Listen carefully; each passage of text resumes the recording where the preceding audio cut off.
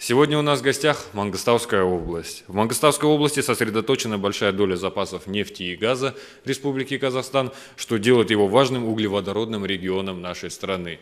Глава государства Нурсултан Абишевич Назарбаев в своем послании народу Казахстана «Нурлы жол. Путь в будущее» поставил четкие задачи перед государственными органами и всеми гражданами страны, где Мангостауской области отведена особая роль. Елбасы отметил необходимость формирования макрорегионов по принципу хабов, что в свою очередь создаст инфраструктурный каркас, который свяжет Астану с макрорегионами, магистральными, автомобильными, авиалиниями и железнодорожными путями по лучевому принципу. Сегодня о том, каково состояние и перспективы социально-экономического развития региона, а также о том, какие цели и задачи ставит перед собой регион в свете нового послания президента Республики Казахстан, мы поговорим с акимом Мангостауской области Аликом Сериковичем Айдарбаевым. В первую очередь позвольте поблагодарить вас за участие в нашем брифинге и, пожалуйста, я передаю вам слово.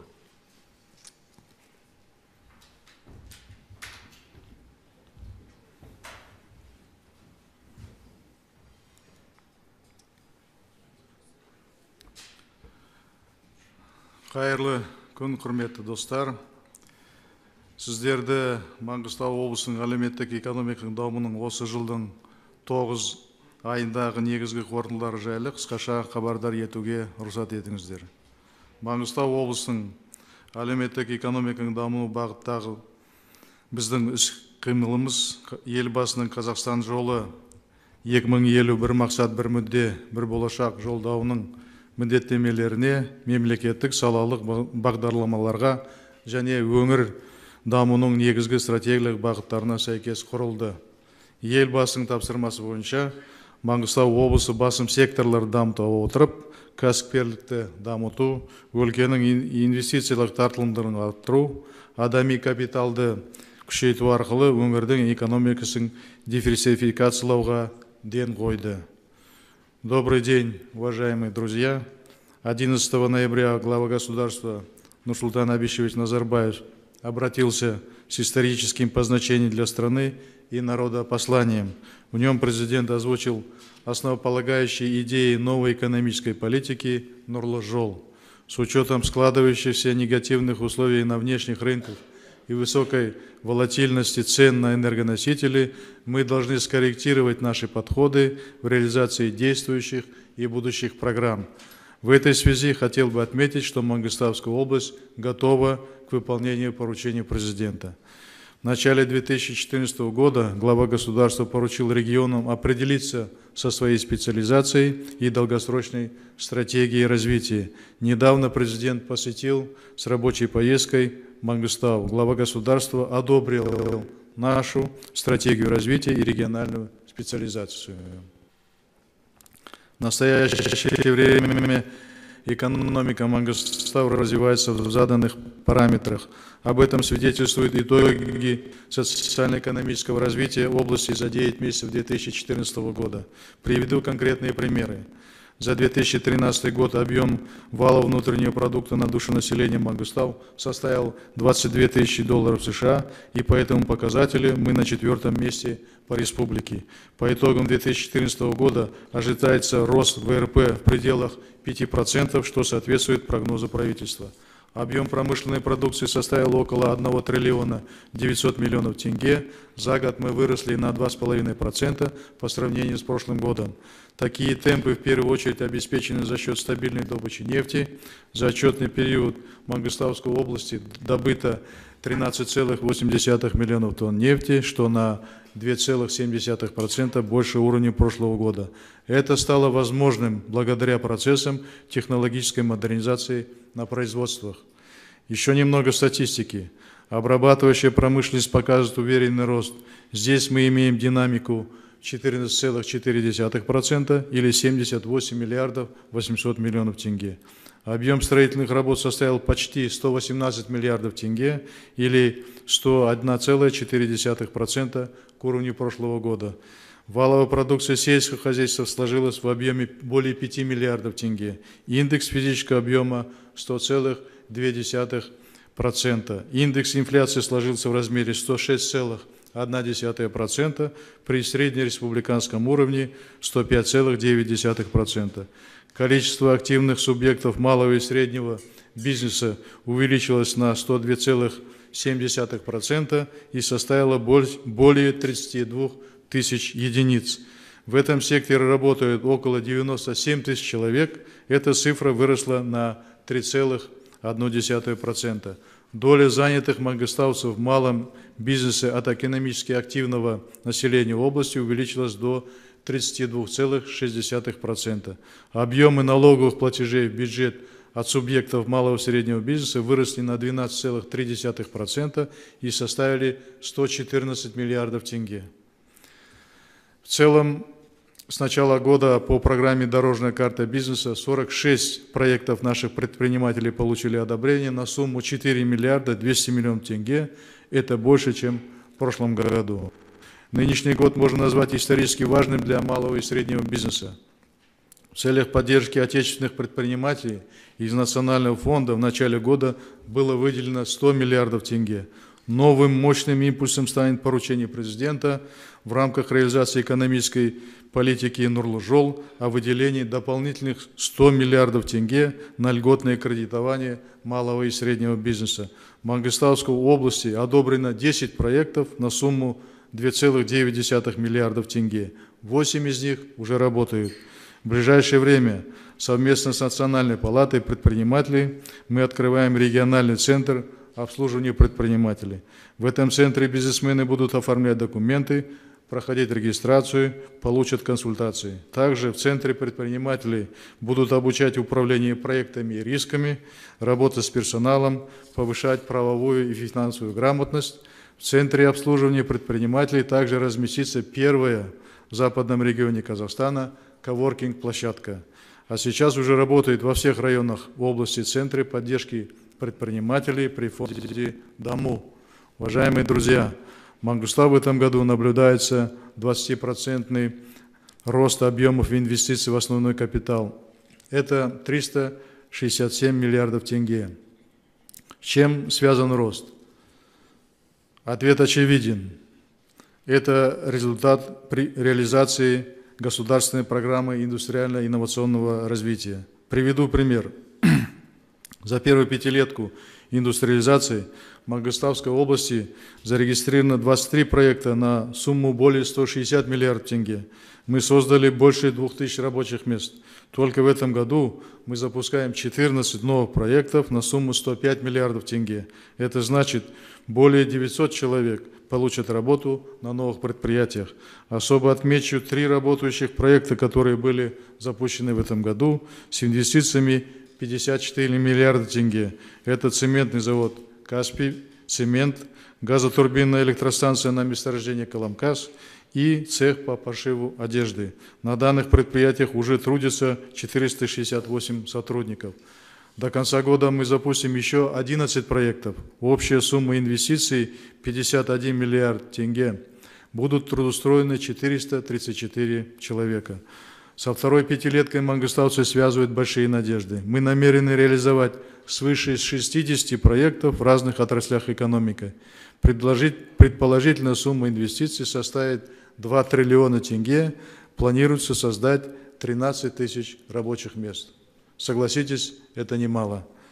А теперь о специальной экономической зоне Морпорт Актау.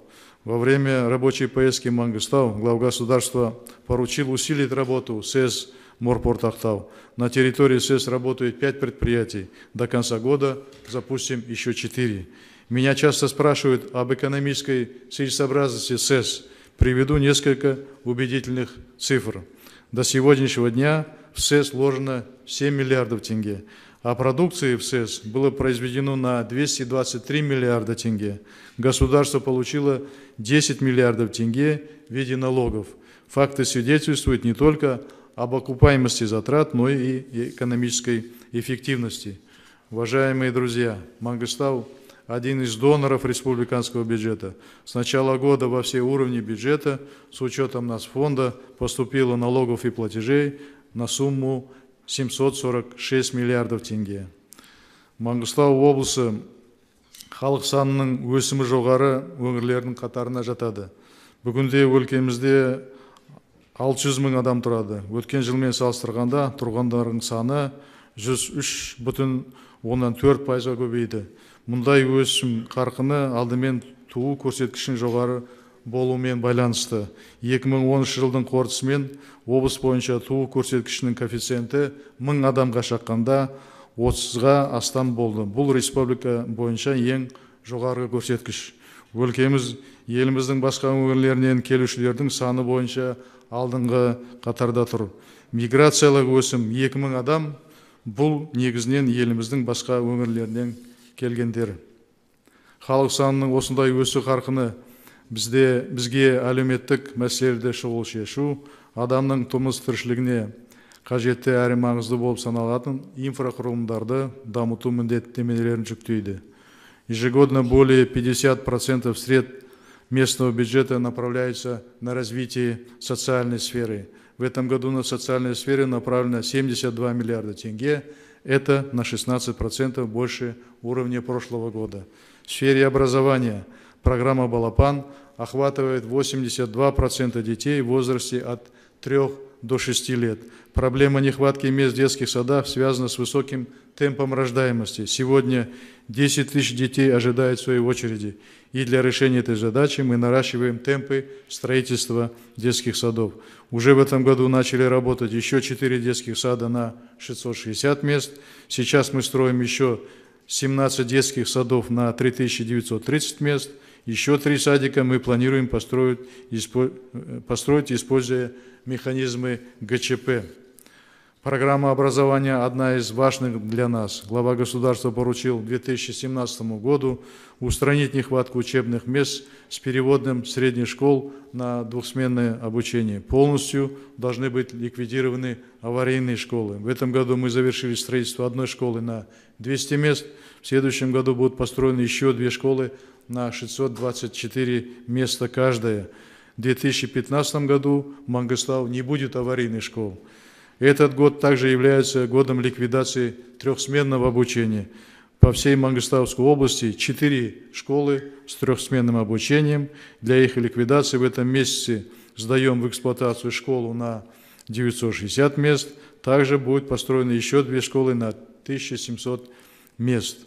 Құрметті достар, енді денсаулық сақтаудың негізгі көрсеткіштеріне келсек, облыста бала мен ана өлімі айтарлықтай азайды. Тұрғындар арасында қан айналым жүйесінің ауруынан өлім әдеуір төмендеді. Туберкулез ауруына шалдыққандар қатарымен туберкулезден қайтыс болғандар саны азайды. Мұны үлкен жетістік деп айтуға болады. Өмір сүру ұзақтығы 71,7 жас. Мұндағы мақсатты индикатор 68,7 жас.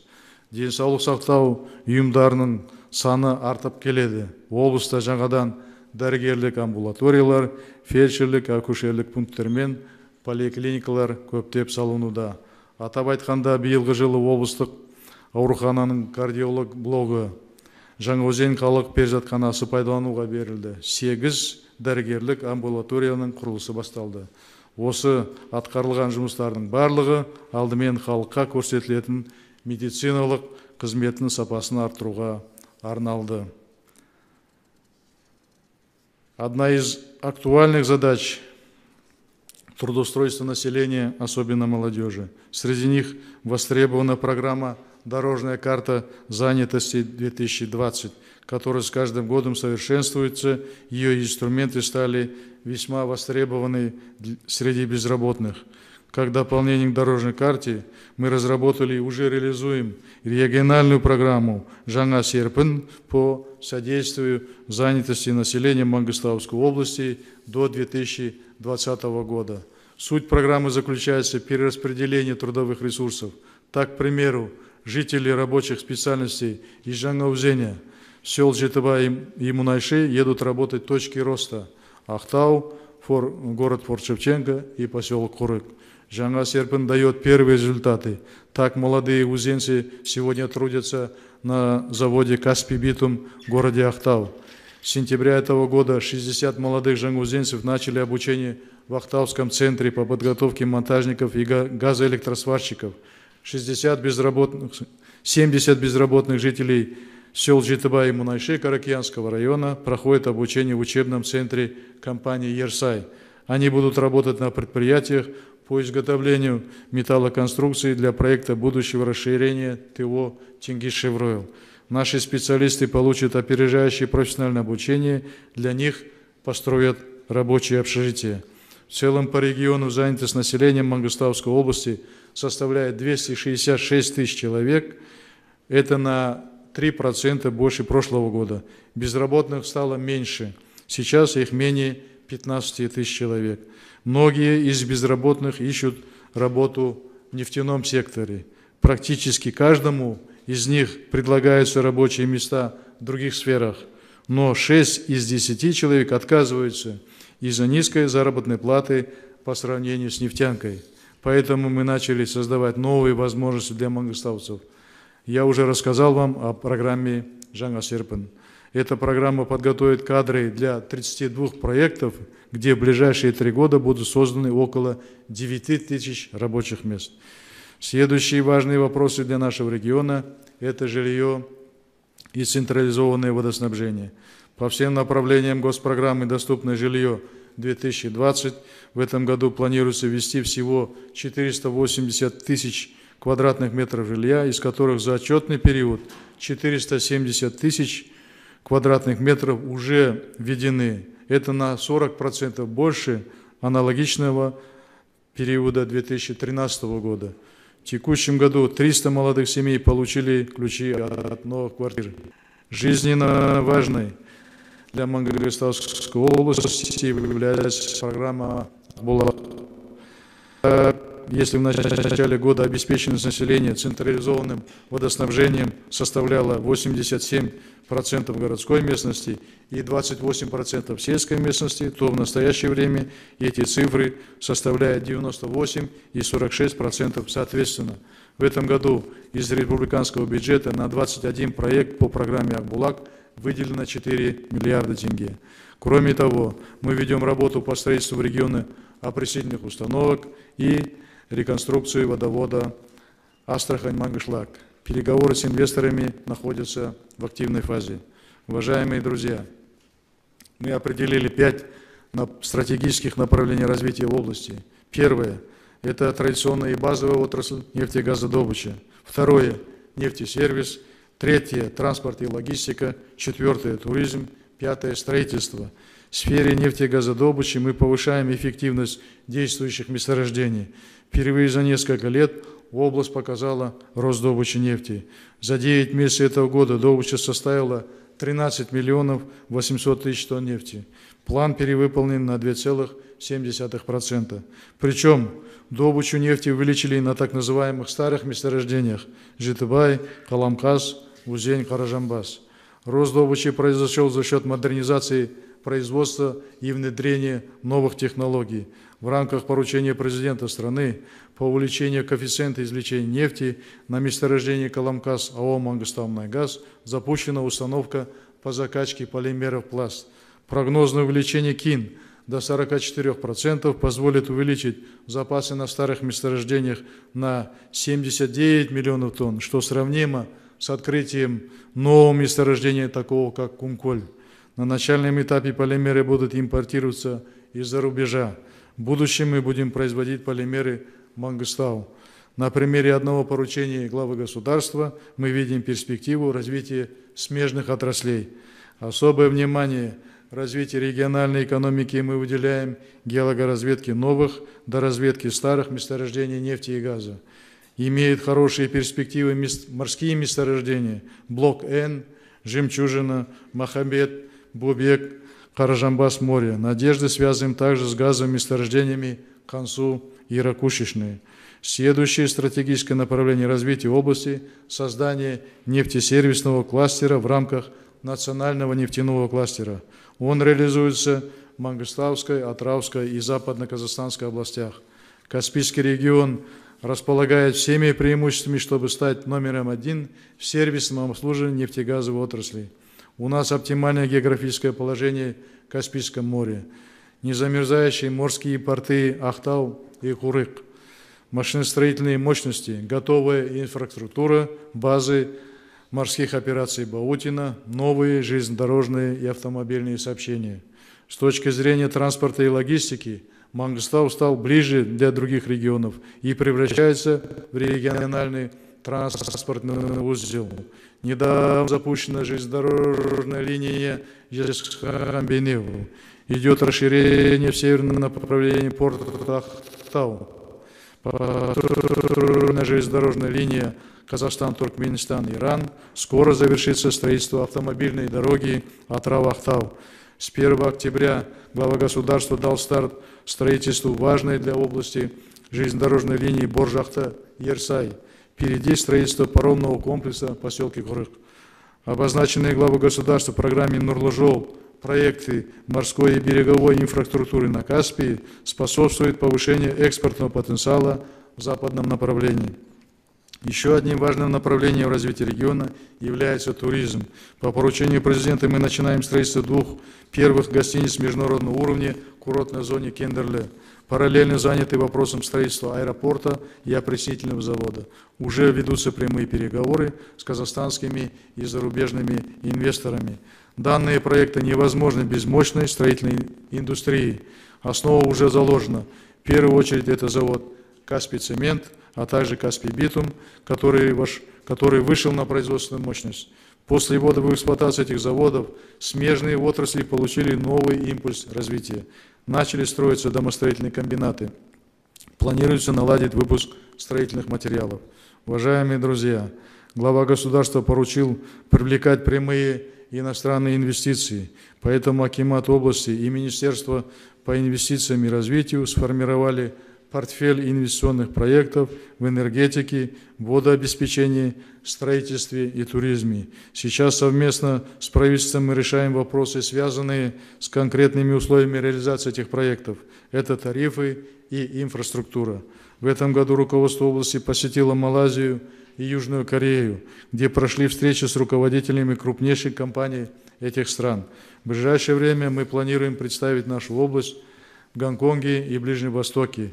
На встречах с потенциальными инвесторами мы рассказываем о преимуществах инвестиционного климата Казахстана и предлагаем конкретные проекты с ясной и понятной экономикой возврата инвестиций. Хочу особо отметить, что иностранные инвесторы высоко оценивают потенциал не только в области, но и страны в целом. Условия, созданные в Казахстане, являются комфортными и привлекательными. Меры по привлечению иностранных инвестиций называются беспрецедентными. Уважаемые друзья, новые вызовы внешней среды заставляют нас реагировать быстро и оперативно. Благодаря усилиям главы государства в Казахстане созданы все условия для дальнейшего роста. От нас требуется упорный труд и высокий профессионализм. Новая экономическая политика Нурлы-Жол станет двигателем развития всей нашей экономики на ближайшие годы. Уверен, что благодаря ежедневной совместной работе местных исполнительных органов, бизнес-структур и населения, имея большой потенциал и конкурентные преимущества, Мангыстауская область обеспечит достойный вклад в развитие и процветание государства. Қадірменді достар, елбасының жол бастауымен бүгінгі Мангыстау тәуелсіз Қазақстанның Каспий жағасындағы тұғыры мұғым, даму серпінді, өрелі өңірге айналып келеді. Біздің бірлескен жұмысымыз барша маңғыстаулықтардың тынымсыз еңбегі еліміздің және өлкеміздің одан ары қарай серпінді өрлеуін қамтамасыз етуге мүмкіндік беретініне кәміл сенемін. Еліміздің мерейі үстем, жеткен жетістіктері еселене берсін. Назарларыңызға рахмет. Алексей Сергеевич, вам большое спасибо. Сейчас мы перейдем непосредственно к самим вопросам. Пожалуйста, уважаемые коллеги, поднимайте ваши руки, вам будут переданы микрофоны. Пожалуйста, Улнирс Казис, начнем с вас. Ваш вопрос. Здравствуйте. У меня вот несколько вопросов по открытию новых месторождений. Как в ближайшие годы прогнозируется прирост запасов нефти? Не тормозят ли падение цен на нефть? Не дестимулирует ли это поиск новых месторождений? Второе. В ближайшие годы в рамках программы диверсификации до какой доли можно сократить долю нефтегазового сектора в экономике и увеличить долю альтернативных секторов. И третий вопрос по поводу канализационной системы в городе Жанаузене. Устроится уже 5 лет, так и не достроилась, когда можно будет ожидать завершения. Спасибо. Спасибо за вопросы. Что касается эффективности, будем говорить, нашей главной отрасли нефтегазовой по нашей области, то я уже до этого сказал, мы сейчас проводим большую работу. В первую очередь мы сосредоточены на том, чтобы более эффективно эксплуатировать наши старые месторождения. Вот. И я вам сейчас доложил, что увеличение коэффициента извлечения нефти на 10% это сравнимо с открытием одного крупного месторождения. В этом направлении мы уже начали работать и проведены уже лабораторные испытания, сейчас проводится уже на месте работа на производстве. Это первое направление. Второе направление, конечно же, это разведка, геологоразведка и старых, и новых месторождений. В этом плане тоже большая программа есть. Мы не должны останавливаться на достигнутом. Сегодня должны привлекать иностранные инвестиции в геологоразведку. Ваш вопрос заключается в том, насколько экономический кризис и падение цен на энергоносители могут повлиять на вот эти планы. Все зависит от, ну, будем говорить, стратегии тех компаний, которые работают у нас в регионе. Например, я считаю, что глава государства вот в новой программе, новой экономической политики Нурлу-Жол очень мудро и, можно сказать, прозорливо дал поручение в плане того, что любой кризис дает новые возможности. В любом кризисе Нурсултан Абишевич, как мудрый стратег и политик, находит новые возможности. Если компания, например, Казмунайгаз, сегодня, вот я знаю, что в РД Казмунайгаз есть значительный багаж наличности, будет использовать именно так, как сегодня предлагает президент, использовать наши возможности из нацфонда. Наоборот, вот в период кризиса увеличивать инвестиции в инфраструктуру, а на примере нефтяной компании тоже это можно предложить.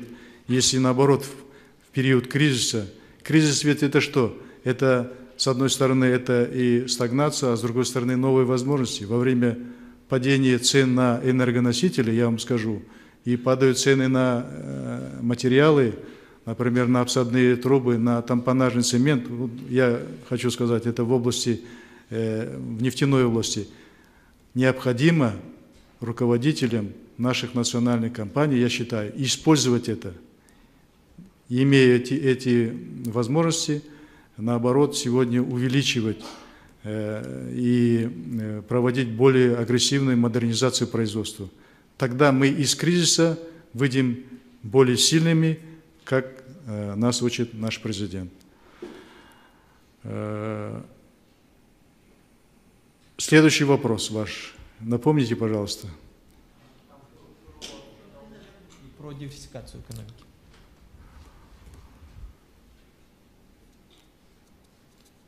Я сейчас вот доложил вам 5 направлений, стратегических направлений развития Мангыстауской области. Конечно, в целом стоит задача о диверсификации экономики. В целом стоит от того задача нам уйти от зависимости от, будем говорить, добывающего сектора. Что касается Мангыстауской области, то я вам хочу сказать, что стратегия все равно у нас остается развитие нефти и газа. Что это нам дает? Вы знаете, что в прошлом году глава государства на саммите в Екатеринбурге заявил, что нефть и газ не являются ругательными словами. Это является нашим конкретным сегодня преимуществом, допустим, Казахстана и России. И мы должны максимально использовать это наше преимущество. Поэтому в первую очередь мы никогда, диверсифицируя экономику, не должны забывать о нашей главной отрасли. Например, в этом году, вы знаете, произошел спад добычи в целом по Казахстану. И только единственная Мангыстауская область показывает рост добычи нефти и газа. С чем это связано? С тем, что надо нам и сегодня, и еще в ближайшей среднесрочной перспективе опираться на нашу базовую отрасль нефти и газ. Благодаря этой отрасли сегодня у нас есть нацфонд, который мы сейчас по поручению президента будем использовать. Поэтому, диверсифицируя экономику, развивая, значит, обрабатывающую промышленность, вторым направлением, кстати говоря, Мангыстауской области, это будет развитие нефтесервисного кластера. Мы на этом будем сосредотачиваться. Эти работы мы будем проводить, мы будем развивать туризм, но мы никогда не должны забывать о нашей базовой отрасли, что касается Мангыстауской области.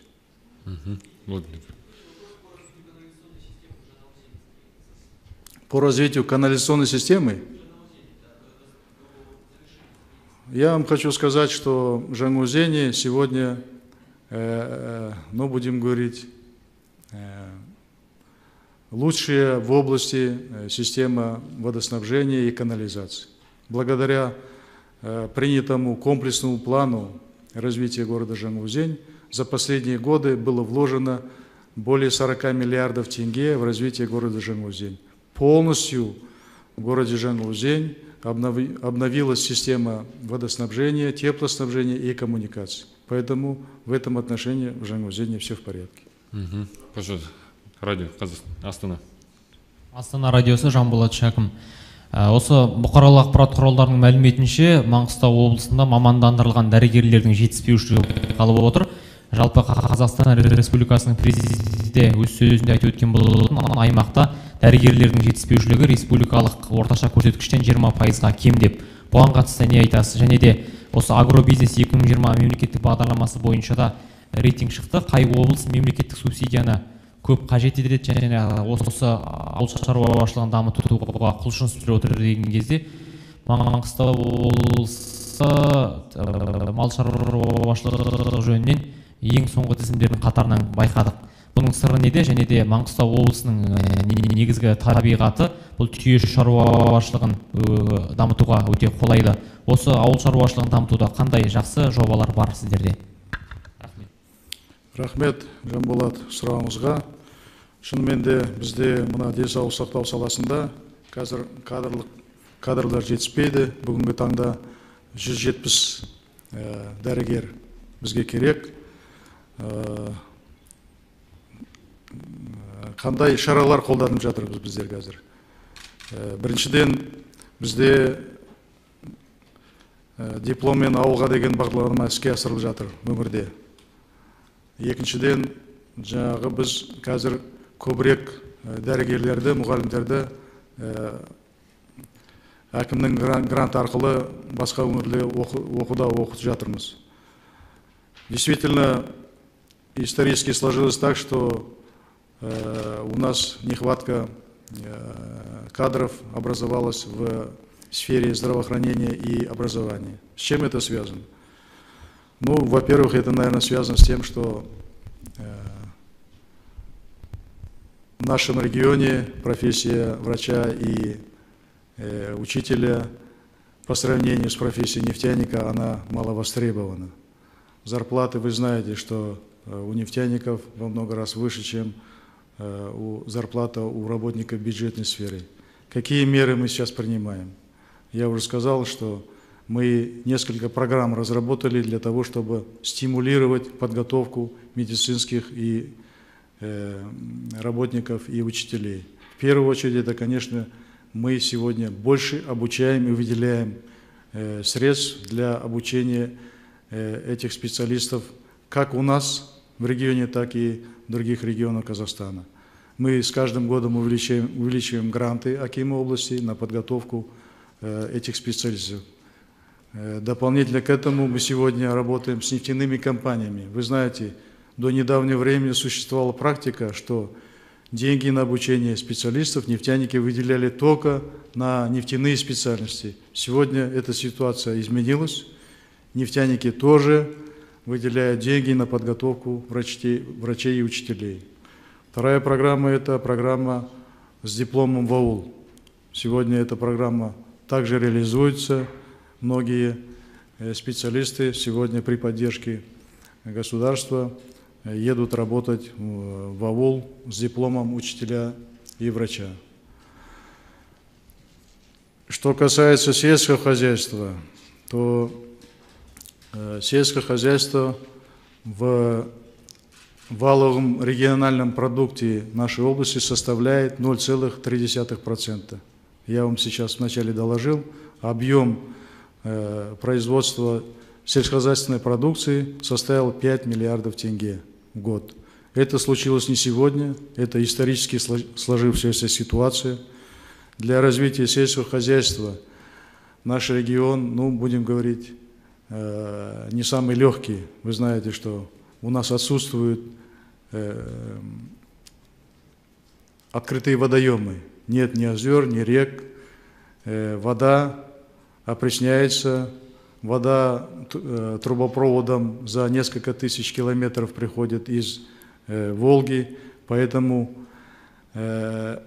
засуха в этом году была также, и поэтому развивать сельское хозяйство нелегко, будем так говорить, в нашем регионе. Поэтому, наверное, и складывается такая ситуация, что субсидии, направленные на развитие сельского хозяйства, они меньше, чем в других регионах Казахстана. Спасибо. Пожалуйста, точка. И дальше ваш вопрос. У меня вопрос касательно выпускницы детского дома. Потеряли ее документы на то, что она стояла в очереди как нуждающаяся в жилье. То есть она 12 лет стояла в очереди, а теперь, когда она пришла уточнить, что положено ли ей квартира, то оказалось, что ее в очереди попросту нет. То есть жители региона, это вот такой частный пример, достаточно часто жалуются. 3 на 4, да, у вас был сильный снегопад, и буквально там коммунальный коллапс у вас был, и дороги не чистились, электроснабжение было отключено. Часть домов проблема с отоплением. Скажите, вот вы как Аким области как-то реагируете на это, и как вы вот за это, ну, не наказать, или как-то вот как вы можете какие спросить за это, да, какие меры вы можете за это, ну, не наказать, или как-то вот как вы можете какие спросить за это, да, какие меры вы можете принять в отношении Акима города Актау? Спасибо. Ну, насчет реакции, я, конечно, реагирую, и очень живо реагирую. Все случаи вот таких вот, ну, какие-то негативные случаи, мы, конечно, не обходим стороной, не обращаем на это внимание. И поверьте мне, люди, которые ответственны за это, они в каждом случае несут наказание. Например, вы сейчас сказали про очередь выпускницы детского дома. Я вам хочу сказать, что за долгие годы мы сейчас вот за 5-6 лет всех выпускников сегодня полностью ревизию проводим. Мы составляем, по моим поручениям, сегодня эта работа проводится, мы составляем полный список всех выпускников. И мы сегодня выясняем, кто получил квартиру, кто не получил. И сегодня эта работа, ну, будем говорить, она поставлена на хорошую основу. И по этому случаю я попрошу вас вот назвать фамилию, мы этот конкретный случай тоже будем разбирать. Что касается коллапса, который вы сказали, что у нас в Актау был, такого коллапса у нас не было. Значит, отопительный сезон мы начали вовремя, никогда у нас в городе крупных проблем с отоплением не бывает. Вот, поэтому бывают какие-то случаи в каком-то доме или на каком-то объекте не подключено, значит, отопление вовремя. Эти вопросы мы оперативно реагируем, и те службы, которые за это ответственны, они полностью эту ответственность несут. Благодарю. Пожалуйста, ваш вопрос. Игорь Мыслов, Первый канал Казахстана. У меня два вопроса. Первый касается планшетного завода. Акимат области высказывался о том, что все-таки это не безнадежно потерянное предприятие. Хотелось бы уточнить, насколько это действительно так, что будет в будущем и вообще как можно решить этот вопрос. И второй вопрос касается газа. Вот у нас тоже на телеканале выходили материалы о том, что был и дефицит газа в этом году, и повышение цены. Вот каковы шансы того, что эта ситуация не повторится? Спасибо вам за вопрос. Хочу сказать, что мы четко определились со своей специализацией и стратегией развития региона, поэтому у нас не будет. Это не является нашим приоритетом. Что касается конкретно завода по выпуску планшетников, будем говорить, что на самом деле он и не работал. Там какая-то пробная сборка продукции была, но это завод, будем говорить, мягко говоря, он не соответствует сегодняшним требованиям, тот завод, который был построен. Тем более, вы знаете, там были уголовные дела, были нарушения финансовой дисциплины, поэтому сегодня деньги, которые вложил СПК «Каспий» в этот проект, за счет этих денег «Каспий» остался, будем говорить, владельцем проекта. За счет этих денег «Каспий» остался, будем говорить, владельцем этого сооружения, этого здания специальной экономической зоны. И сегодня СПК «Каспий» дано поручение, как использовать это здание пустующее для, например, я не знаю, открытия нового производства. В этом направлении сейчас СПК «Каспий» работает. Вот судьба «Каспий Электроникс». Что касается цен на газ, я вам скажу, что цены на газ у нас, на сжиженный газ в нашем регионе являются одними из самых низких. Сегодня 37-38 тенге за 1 литр – это цена сжиженного газа. Поэтому, конечно же, есть желающие всегда, они были и раньше, и сейчас, которые стараются вывести этот газ за пределы региона, хотя есть объемы, которые должны именно у нас в регионе реализовываться. И находятся такие предприниматели, которые пытаются вывести этот газ за пределы региона, за пределы Казахстана и, конечно же, получить дополнительную прибыль. Такие случаи иногда бывают. Мы очень оперативно реагируем на эти вещи и, как бы сказать, ставим все на место. В целом, вы знаете, что цена на природный газ и на сжиженный газ у нас является одним из самых низких в республике. Благодарю, пожалуйста. Жах Казак, Олег Рябченко, вы следующий, и Казахстан Заман. Қайырлы күн, Олег аға, ассалаумағалейкум. Сізге нақты екі сауалымыз бар. Мына елімізде жекешелендіруге екінші толқыны жүріп жатыр. Соған қатысты көптеген нысандар сатуға шығарылды, жеке меншікке, бәсекелестік ортаға.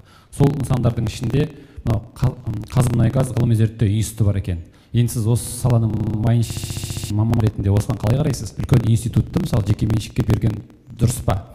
Бұрында енді мемлекеттің қарамағында болғанда жақсы жұмыс істеп келе жатқан институтты жеке меншікке берген дұрыс па? Екінші сауал мынау Ақтау және құрық порттарына қатысты.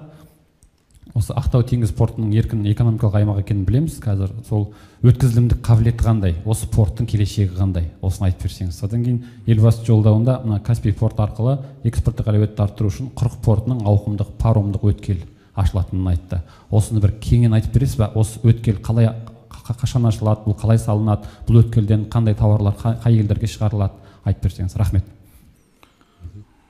Рахмет. Сұрағыңызға. Енді мен қазір мұнай саласында әрине істемеймін, бірақ мына институт жағдайы туралы менде хабар бар. Менің түсінігім бойынша қазір бұл институт екіге бөлінді. Мұнаймен айналысатын бөлігі ол Қазмұнайгазда қалады, а басқа мәселемен айналатын бөлігі, мысалы проектирование дейді, басқа саладағы істеген бөлімін Қазмұнайгаз бөліп, қазір приватизация қойды деген естідім. Мен ойлаймын, бұл дұрыс шешім, сондықтан бұны қолдаймын, мұндай жұмысты. Что касается развития порта Ақтау, сегодня порт по поручению президента развивается, потому что строится много инфраструктурных проектов. Қазір Ақтау арқылы үлкен жаңағы инфрақұрылым жобалары іске асырып жатыр. Оны баршаңыз білесіздер. Бірінші ол биыл жіберілген Жезқазған-Бейнеу. Екіншіден Атырау-Ақтау автомобиль жолы, Құдай қаласа, ендігі жыл бітеді. Сондықтан біздің өңір арқылы, біздің порт арқылы көптеген жаңағы жүк тасымалдайтын болады. Оны сіздер білесіздер, бұл стратегияны. Сондықтан біз елбасының тапсырмасы бойынша Қазақстан темір жолы компаниясымен бірге Ақтау портының жаңағы мүмкіндігін үлкейтіп жатырмыз. Что касается порта Курык, сегодня по поручению президента дан старт строительства железной дороги. Ерсай-Боржахта, это как раз железная дорога до порта Курык. И дано поручение начать строительство паромного комплекса. Зачем нужен паромный комплекс? Порт Курык. В целом порт Курык будет развиваться. Почему? Именно с паромного комплекса сегодня начинается работа.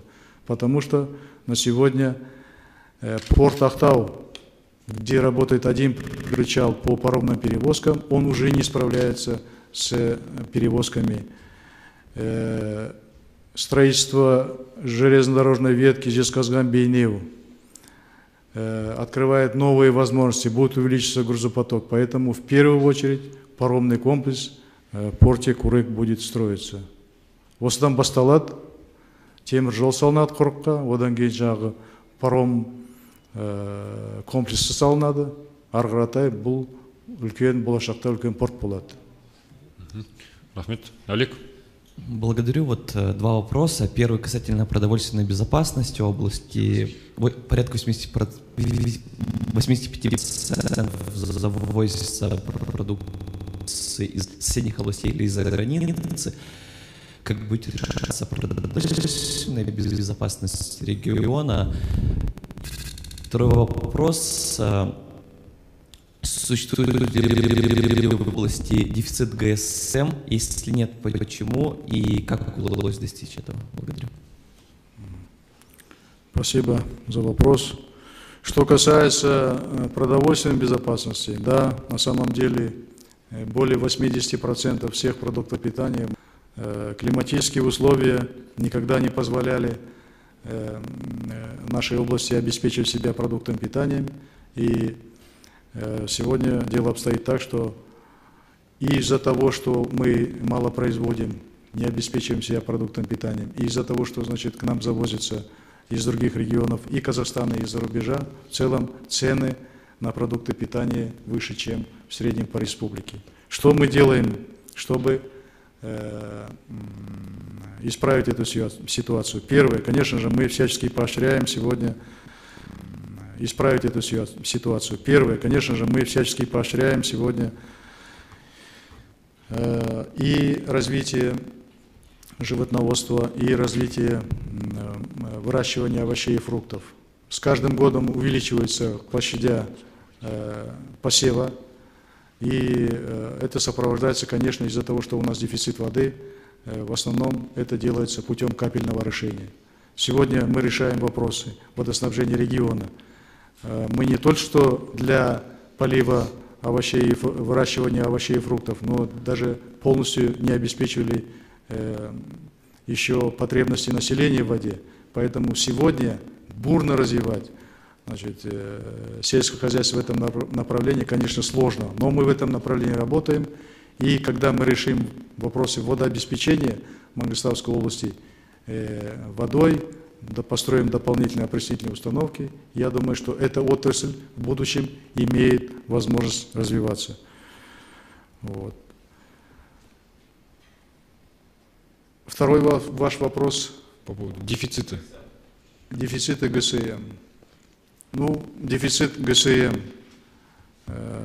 у нас сейчас его не ощущается, благодаря совместной работе с Министерством нефти и газа, там, распределение квот, назначение, значит, операторов, распределение ГСМ с наших нефтеперерабатывающих заводов. Сегодня ситуация стабильная. Но случаются иногда случаи в разных регионах из-за того, что ну, еще наши заводы не полностью могут обеспечить потребности республики в ГСМ. Плюс иногда из-за низких цен, опять же, как и в ситуации с газом, есть попытки вывести этот продукт. В регионах случаются, видимо, такие сбои. У нас пока этого нет. Мы в этом направлении всегда держим этот вопрос под контролем. И, надеюсь, у нас этого не будет. Благодарю. Пожалуйста, Казахстан Заман, 7 канал, вы следующий. Казахстан Заман, Құрманғали Нұрғалиев. Шәкәрім Құдайбердіұлы айтқан екен, құбылған әлем жарысы, ақылды адам табысы деп. Сол сияқты жаңа сіз айтып қалдыңыз, экономикада дағдарыс, стагнация болып жатқан кезде, бұл кейде жаңа мүмкіндіктер ашады деп. Облыс халқының 281.100-де экономикалық белсенді халық екен. Осыны қандай мүмкіндіктер ашады деп ойлайсыз облыста? Осыны бір сұрақ. Рахмет сізге. Енді біріншіден қазір елбасы жақында жолдауында тапсырма берді. Дағдарысқа қарамастан қазір бұрынғы істеліп жатқан жобалар, жаңадан болатын жобалар, олар іске асырылады. Сондықтан ешқандай бізде қорқыныш жоқ. Алдымызда тұрған дағдарыста Маңғыстау облысында үлкен ірі жобалар іске асырып жатыр. Оның барлығын мен жаңа айттым. Қайталайтын болсақ, ол жаңа биыл іске қосылған Бейнеу-Жезқазған темір жолы. Қазір үлкен бір жоба іске асырылып жатыр. Ол Атырау-Ақтау жолы. Биыл Шетпеден Жетібай арқылы Ақтауға үлкен жоба басталады, ол басталып жатыр. Одан кейін, ол біткеннен кейін келесі жылы Жетібай мен Жаңаөзен арасындағы үлкен жол қайтадан салынатын болады.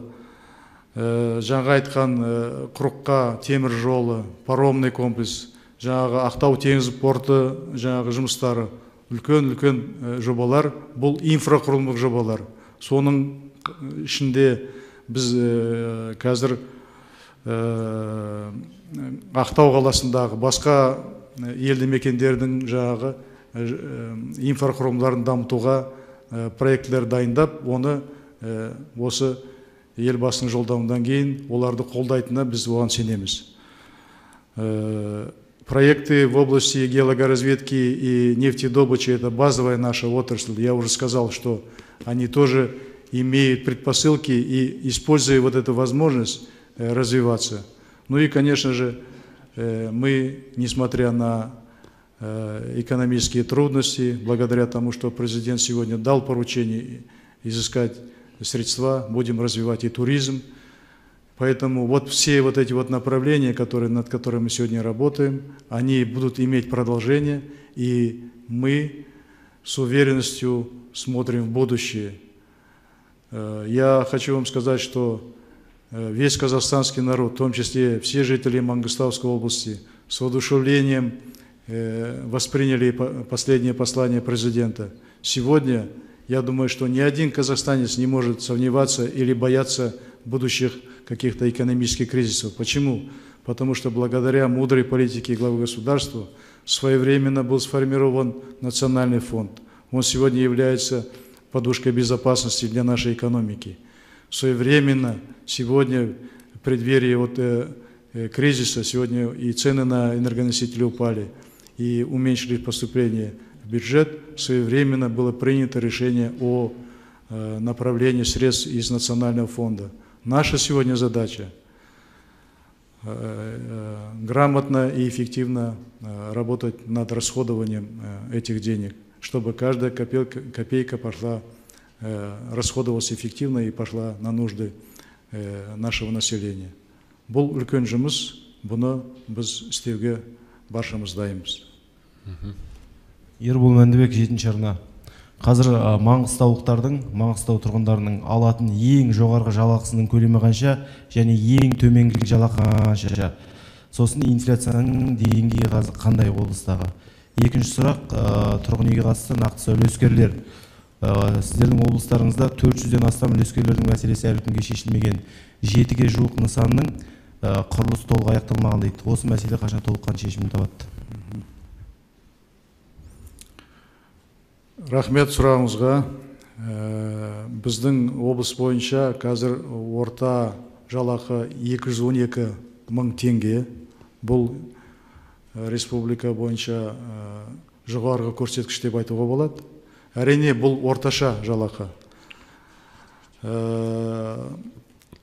Бюджеттік сферада 80-100 мың теңге, ал мұнайшылар әрине 212 мыңнан артық алады, астам алады. 212 тысяч – это средняя зарплата по нашей области.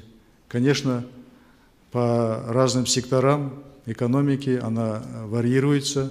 Например, 80-100 тысяч получают работники бюджетной сферы. Самая высокая зарплата, конечно, в горнодобывающей промышленности.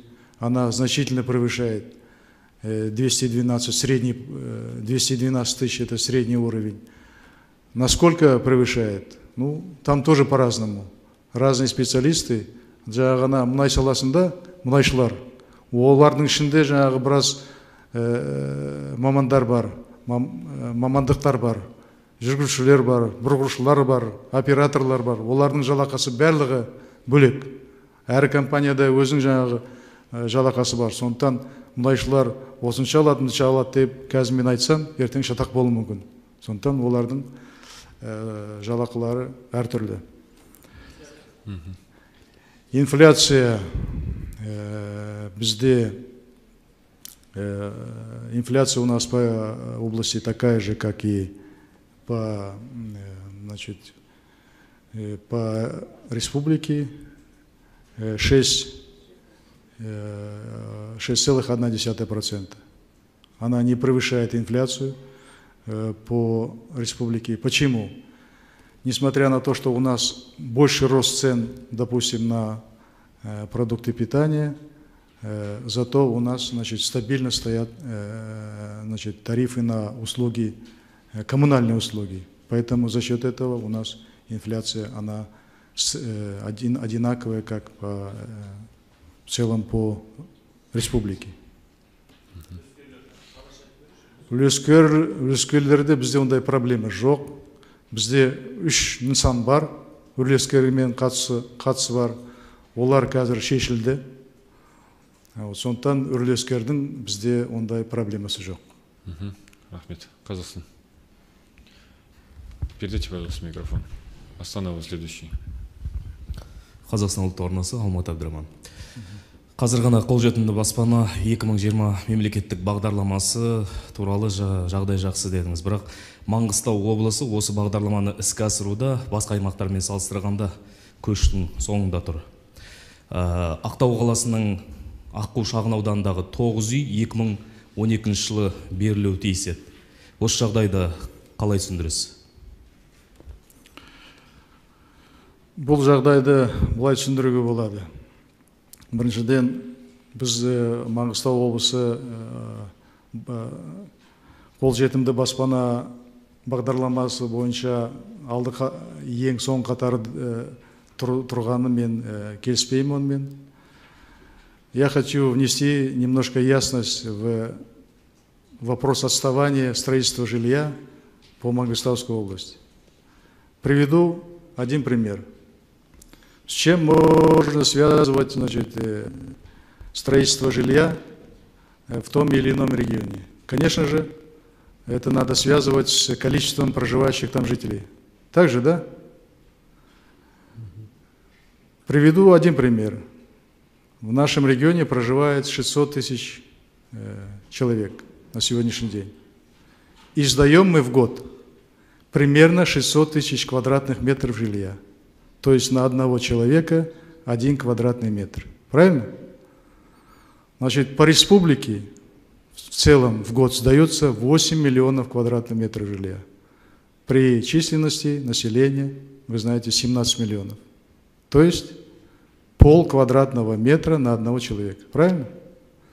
То есть как можно говорить, что Мангыстауская область отстает от, по темпам строительства жилья? Об этом вообще невозможно говорить. Мы по этому показателю одни из первых в республике. И даже я более того скажу, по объему введенных жилья мы находимся на 4-м месте в республике, и имея такое маленькое население. Вот удельный вес, и в абсолютном выражении мы на 4-м месте. Сондықтан сіз ол цифраларды қайдан алғаныңызды тағы анықтап алуыңыз керек. Следующий вопрос. Что касается строительства жилья так называемого микрорайона Акку.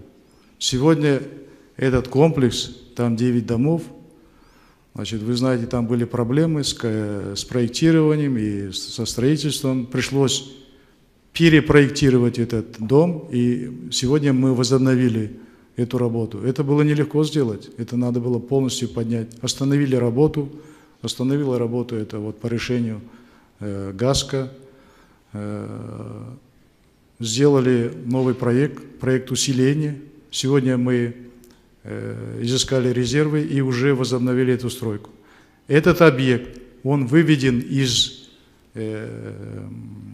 доступного жилья. Теперь это объект, он коммерческий объект. Он будет достроен и будет реализовываться по коммерческим ценам. Все участники, которые были, стояли в очереди, и они сегодня распределены по другим объектам доступного жилья. И в этом году 340 человек получат до конца года квартиру, останется порядка 80 человек, которые получат уже квартиры в других объектах. Поэтому такой проблемы нет. Ондай қазір проблема жоқ, ол проблема шешілді. Жаңағы үлескермен қатысты проблема онда айттым. 3 нысан бізде болды.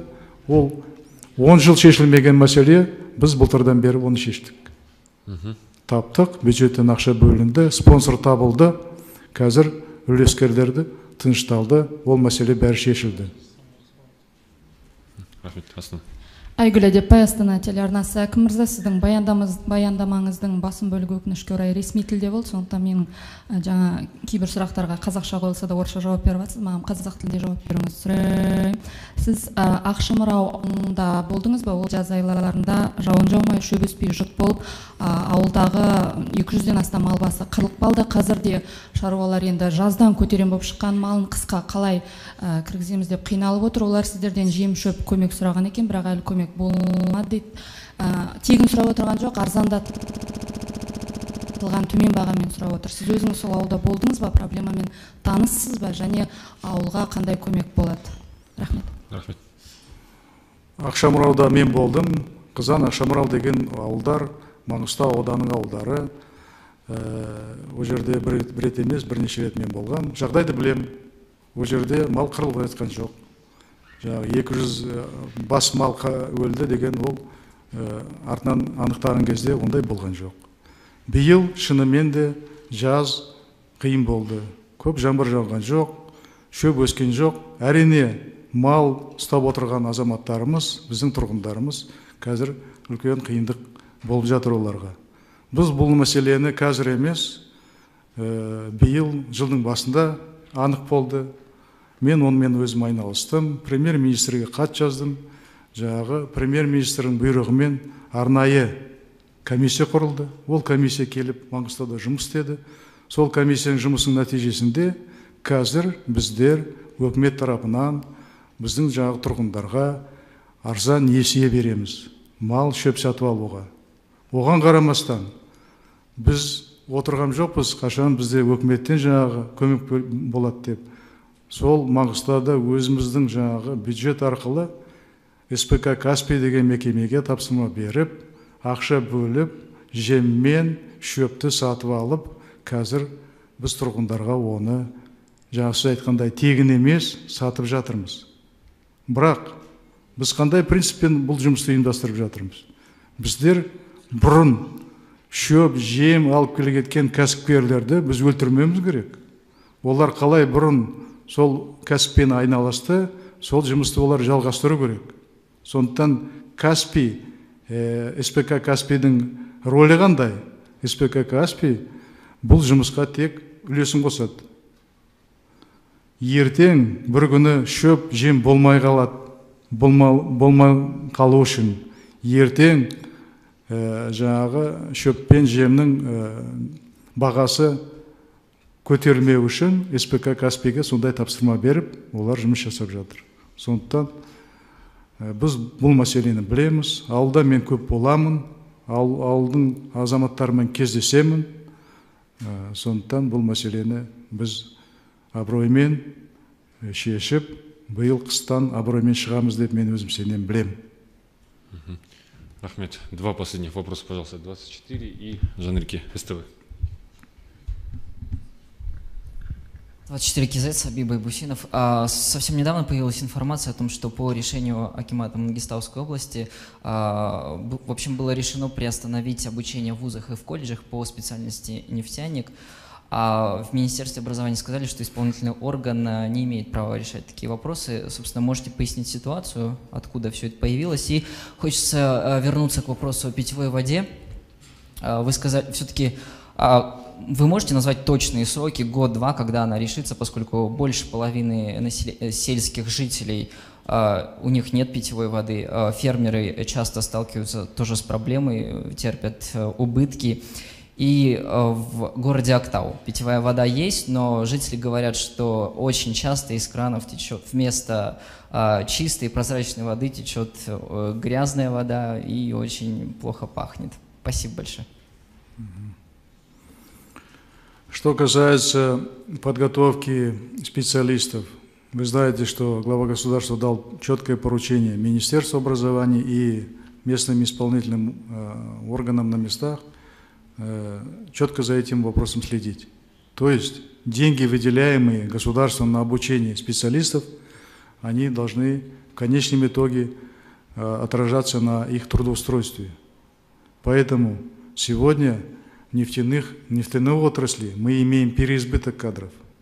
У нас людей, окончившие те или иные вузы или средние специальные учебные заведения с дипломом нефтяника, сегодня переизбыток, они не могут трудоустроиться. Все нефтяные компании переполнены. Но это и понятно. Высокая зарплата привлекает многих людей устроиться именно в нефтяную компанию. И многие люди правдами и неправдами стараются это сделать. Поэтому на самом деле у меня нет таких полномочий открывать или закрывать там учебные заведения или какие-то специальности. Но что мы сделали? Мы со следующего года полностью денег выделять на подготовку нефтяников не будем. То есть там будет 0 тенге. Наоборот, эти деньги будут перераспределены, чтобы подготавливать специальности, которые востребованы. Я вам сказал, у нас есть конкретные проекты по программе, государственной индустриальной программе. И под эти конкретные проекты нужны конкретные специальности. Вот как раз вопрос о диверсификации. Сегодня мы развиваем по поручению президента ГПФИР для того, чтобы уйти, диверсифицировать нашу экономику. Поэтому, конечно, нами было принято такое решение, больше денег на подготовку специалистов по нефтяной отрасли больше прекратить. Ну, наверное, отсюда и разговоры пошли о том, что никто не закрывает. И это невозможно закрыть нефтяные специальности в нашем регионе. Нефть и газ – это основа. И поэтому специальности в этой отрасли должны готовиться, но От количества надо сегодня переходить в качество. Надо готовить меньше, ровно столько, сколько нужно для нефтяной отрасли, не более того. Ну и, конечно же, работать над качеством подготовки этих специалистов. Потому что эти специалисты завтра должны работать на крупных проектах. К сожалению, некоторые наши выпускники не могут прийти к критерии для того, чтобы работать в новых современных условиях. Вот что касается подготовки специалистов. Что касается воды, ну, дефицит он есть. Он есть на сегодняшний день. Я вам скажу, мы сегодня 100 тысяч кубометров в сутки готовим воды, опресняем на заводе «Маяк». Значит, по трубопроводу из Волги транспортируется вода. И этой воды на сегодняшний день 100 тысяч мы производим, 40 тысяч нехватка. Вот почему, значит, в некоторых населенных пунктах у нас вода подается по графику. Если сегодня ничего не делать, то к 2020 году этот дефицит вырастет до 70 тысяч. Что мы делаем для того, чтобы этот дефицит преодолеть? Первое, что мы сделали в этом году, запустили опреснительный завод «Каспий», который был построен 10 лет назад и стоял. Его не могли запустить по разным причинам. Мощность этого завода 40 тысяч кубометров. Мы сегодня его запустили за счет собственных средств местного бюджета, и уже он работает 8 тысяч кубометров. Чтобы довести его до проектной мощности 40 тысяч кубов в сутки, нужны инвестиции для модернизации. Это производство уже немножко устарело, надо его ремонтировать. Сегодня мы подготовили проект и договорились. Правительство, премьер-министр, когда приезжал, он поддержал, выделить деньги на модернизацию этого завода. И этот завод будет в ближайшие пару лет, мы его доведем до 40 тысяч. Вот вам 40 тысяч из 70 мы как закроем дефицит. Остальные 30 тысяч мы сегодня договорились с Кастрансойл, который является владельцем водовода Астрахань-Мангыштак. Они увеличат его на порядка 15-20 тысяч за счет модернизации. Ну и «Маяк», наша компания ахтауская, которая сегодня опресняет воду, она тоже увеличит свою мощность. И мы до 2020 года должны закрыть дефицит воды, который у нас сейчас имеется. Также до 2020 года мы полностью должны 100% обеспечить города водообеспечением централизованным и 80% сел. Сколько нужно для этого денег? Какие проекты для этого нужны? Мы сегодня четко знаем. В год нам нужно 10 миллиардов тенге, чтобы эту программу реализовать. Поэтапно мы готовим проектно-сметную документацию. Вот. В этом году я вам доложил, 4 миллиарда было израсходовано. На следующий год нас поддерживают порядка 5-6 миллиардов. Вот. Это поэтапно решается. Всего 60 миллиардов нужно, значит, для программы «Акбулак». Вы понимаете, что в один год это невозможно и физически, и финансово. Поэтому до 2020 года этот вопрос будет решен. Качество питьевой воды в городе Ахтау. Ну, вы понимаете, что, кстати говоря, в Ахтау, ну, если есть специалисты здесь, они могут знать, существует так называемая двухтрубная и существует четырехтрубная система подачи воды и тепла, если вы знаете, конечно. Так вот, в Ахтау существует двухтрубная система. Поэтому зимой люди горячую воду забирают из системы отопления. Другой возможности нет. Понятно, что после ремонтов систем теплотрасс и так дальше, летом же мы готовимся к зиме, ремонтируем, у нас целая программа есть. Понятно, что из этой трубы в первоначальный период поступает вода, ну, будем говорить, не совсем чистая. Ну, это временное явление, оно проходит. А в целом, вот, кстати говоря, о модернизации ЖКХ, мы сегодня разрабатываем большую программу.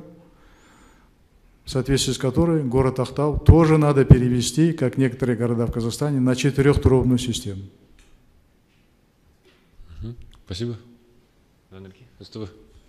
Жанерке Жұматаева, СТВ телеарнасы. Менің сұрағым, жаңа сіз өзіңіз баяндамаңызда айтып кеттіңіз. Бірақ мен толығырақ ақпарат алсам деп едім. Кендірлі халықаралық шипажай мен халықаралық әуежай, егер жаңылыспасам, құрылыс жобасы 2010-2014 аралған индустрияландыру картасына енгізілген. Жалпы 2014 жыл аяқталып келе жатыр. Нәтиже қандай? Бұл шипажай барлық қарапайым халық үшін қолжетімді болады ма, әлде тек мұнайшылар мен олардың балаларына ғана болады ма? Рахмет.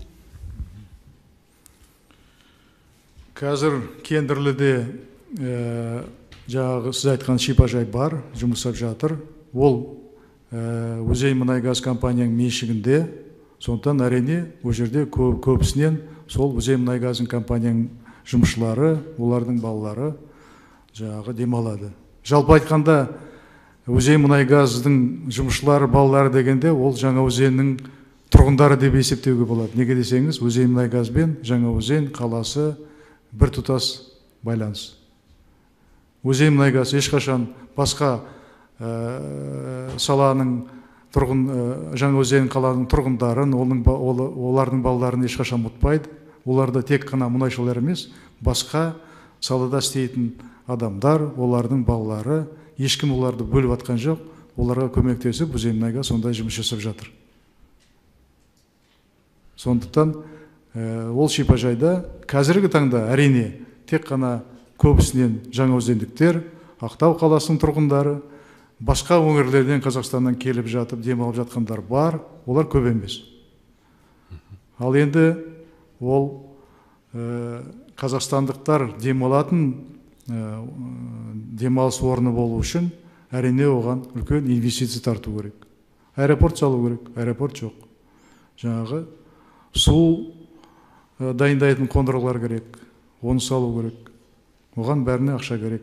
Сондықтан қазір біздер бюджеттік ақшаны емес, кім инвесторлар соны сала алады, кімге тапсыруға болады, кіммен істеу керек, сол жұмыс жасап жатырмыз.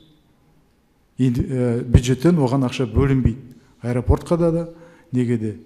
Сондықтан қазір су қондырғы қалай саламыз? Біз қазір мұнайшылармен келісіміз, оларға салдыртып жатырмыз. Ал аэропортқа біз инвестор іздеп жатырмыз. Ол оңай жұмыс емес. Қазір инвесторлар келіп, ана жерде далада аэропорт салам дегендер көп емес. Содан кейін курорттың өзін салу керек. Оған да жаңағы мемлекет ақша жұмсай алмайды. Сондықтан инвесторлармен жұмыс жасап жатырмыз. Рахмет, уважаемые коллеги, на этом мы завершаем наш брифинг. Позвольте поблагодарить всех вас за ваши вопросы, за активное участие, а также поблагодарить нашего гостя Акима Мангостауской области. Всем спасибо, всего доброго.